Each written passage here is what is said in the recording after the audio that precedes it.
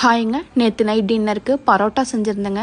நேற்று லஞ்சுக்கு செஞ்ச முட்டை கிரேவி இருந்ததால் அதுக்கு மேட்சிங்காக பரோட்டா செஞ்சுருந்தேங்க. பரோட்டா நல்லா சாஃப்டாக லேயராக வந்துருந்துச்சுங்க. 1.5 கப் மாவுக்கு 6 பரோட்டா வந்துருந்துச்சுங்க. நாங்கள் ஆளுக்கு 2ன்னு நானும் என்னோடய ஹஸ்பண்டும் சாப்பிட்டுட்டு மிச்சம் 2 இருந்துச்சுங்க. இன்றைக்கி காலையில் அதை வச்சு கொத்து பரோட்டா செஞ்சுருவோன்னு சொல்லிட்டு மிச்சமான பரோட்டாவை சின்ன சின்னதாக கட் பண்ணி எடுத்துருக்கேங்க. அடுத்ததாக ஒரு கடாய் வச்சுட்டு எண்ணெய் சேர்த்துருக்கேங்க. கொஞ்சமாக கடுகு சேர்த்துருக்கேன். ஒரு பெரிய வெங்காயத்தை கொஞ்சம் பெரிய பீஸாக கட் பண்ணி சேர்த்துருக்கேங்க. காரத்துக்கு 2 பச்சை மிளகாய் சேர்த்துருக்கேன். 3 தக்காளி சேர்த்துருக்கேங்க. இதை வதக்கி விட்டுட்டேன். தேவையான அளவு உப்பு சேர்த்துருக்கேங்க. பரோட்டாவில் ஏற்கனவே உப்பு இருக்கும், ஸோ கொஞ்சமாக சால்ட்டு சேர்த்துக்கோங்க. அடுத்ததாக இஞ்சி பூண்டு பேஸ்ட்டு 1 ஸ்பூன் சேர்த்துருக்கேங்க. கொஞ்சமாக கருவேப்பிலையும் சேர்த்துருக்கேன். பச்சை வாசனை போகிற அளவுக்கு நல்லா வதக்கி விட்டுட்டு 1 டீஸ்பூன் மஞ்சள் தூள் சேர்த்துருக்கேங்க. 1 டீஸ்பூன் மிளகாய் தூள் சேர்த்துருக்கேன்.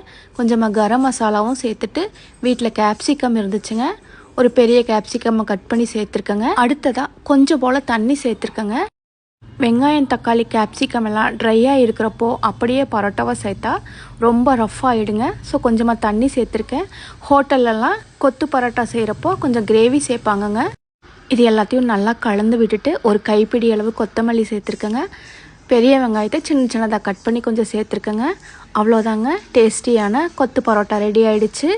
இன்றைக்கி டியூஸ்டேன்றதால நான் முட்டை சேர்க்கலைங்க. முட்டை சேர்த்துருந்தா இன்னும் டேஸ்ட்டாக இருந்திருக்கும். இந்த சிம்பிளான கொத்து பரோட்டா பிடிச்சிருந்தா மறக்காமல் லைக்கை போட்டுருங்க. நம்ம பேஜை ஃபாலோ பண்ண மறந்துடாதீங்க. அப்படியே நம்ம யூடியூப் சேனல் மீனாஸ் லைஃப் ஸ்டைலை சப்ஸ்கிரைப் பண்ணிவிடுங்க. நம்ம வீடியோஸை ஷேர் பண்ணிவிடுங்க. தேங்க்யூ.